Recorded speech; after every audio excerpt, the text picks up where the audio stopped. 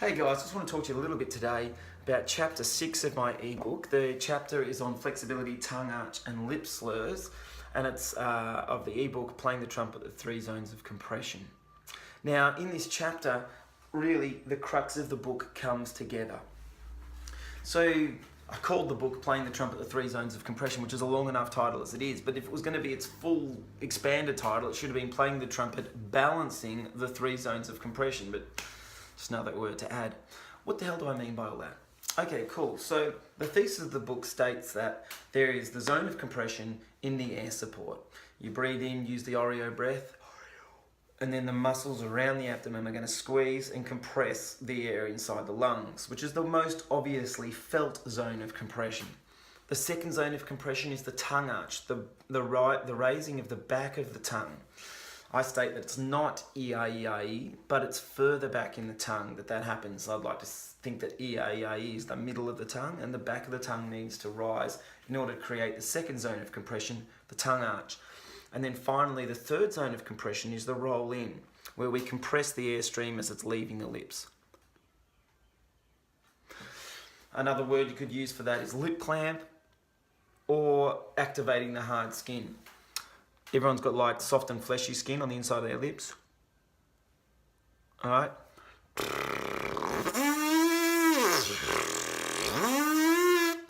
As you're activating that hard skin, there's extra compression created and the note will rise. The sympathetic vibration of the lips will increase, the hertz will go up, the note will go up. Now in chapter 6, what I'm asking you to do is get the conscious mind to connect with and feel the back of the tongue rising in the oral cavity to create the compression required.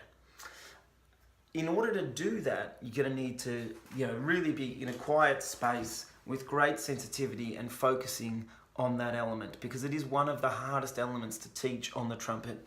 You can't see it when you're playing, and you can't feel it anywhere near as strongly, for argument's sake, as you can feel mouthpiece pressure onto your lips or the compression created by the air support.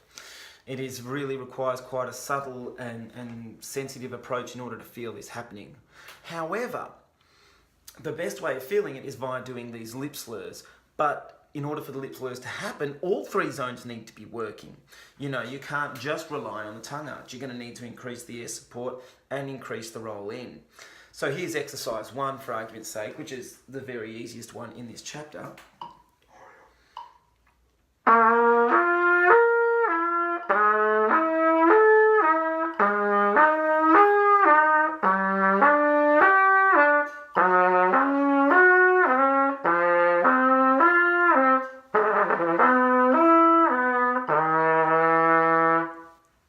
Cool. Now, you wanted that to be really easy, really easy and effortless. That's the kind of feeling you're after here.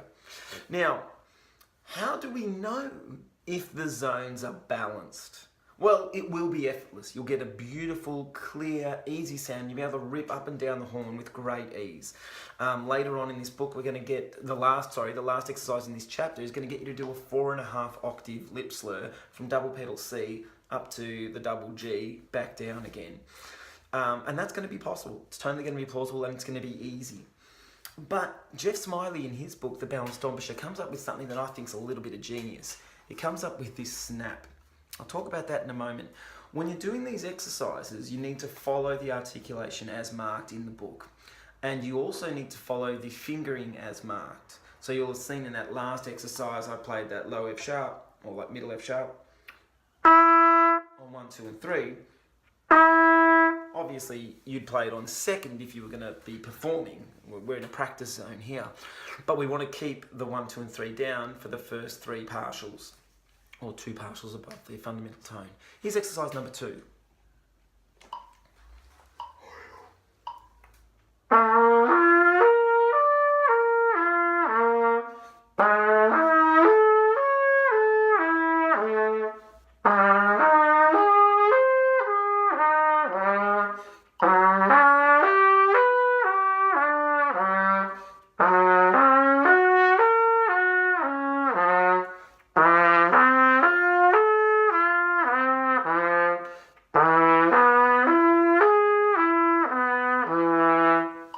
So what you'll notice, So going back to Jeff Smiley's book, The Balanced Embouchure, he comes up with this thing that I think is absolute genius, and he calls it the snap, which is a little pop, a little accent, a little burst of air that can only be created when you're slurring up on the same valve combination, which is the reason we keep the valve combination the same for every partial here. Have a listen to it. I'll do exercise 3 now. I don't think Jeff talks about this enough in his book. The genius of it is that when you get that pop, that snap, that's the trumpet's way of telling you you've hit the optimal zone of compression. You're playing that note at the greatest efficiency, getting best tone, best volume for least effort. It's a subtle thing. Listen closely. I'll do exercise number 3 now out of this chapter.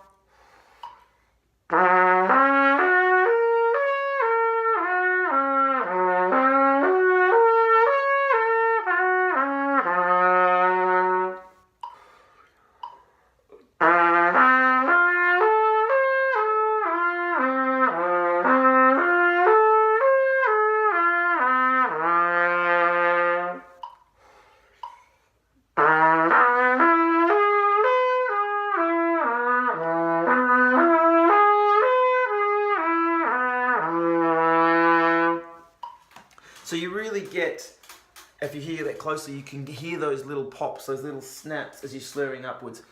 And it's a great thing. You can hear that at that point. It's a concrete way of knowing I've hit the greatest efficiency for that note. Hey, there's a lot more in this chapter. It's quite a detailed and an extensive chapter. Check it out. It's available at my website, damonbrunton.com.